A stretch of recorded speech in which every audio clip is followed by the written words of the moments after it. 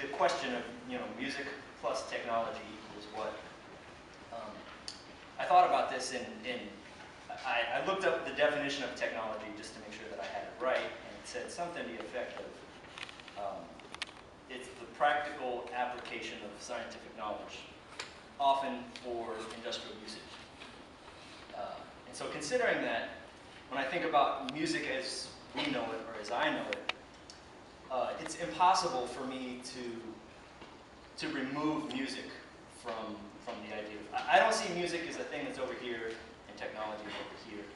Everything I know about music is born of technology in a very literal manner. So I see it more like technology is this big umbrella that encompasses all sorts of aspects of our life, and music is this, smaller thing that exists under that umbrella.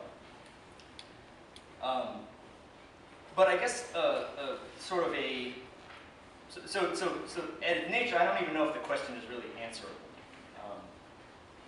But a peripheral question that I guess you could, I do think is answerable is what happens when you apply music to newer technology or changes in technology.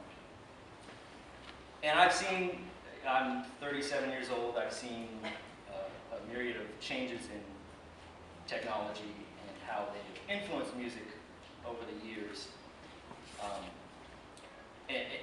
So much of it has been exciting for me and unexpected. I saw the advent of the sampler, not just, of course, digital recording, but the digital recording becoming so widely usable and so cheap and affordable that it's accessible to almost anybody.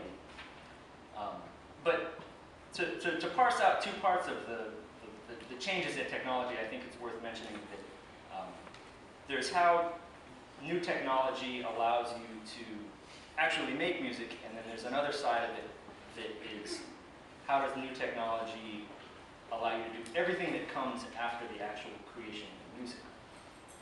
Which frankly, I kind of give a shit less about that part of it than the making of the music, and that's just because that's in my nature too.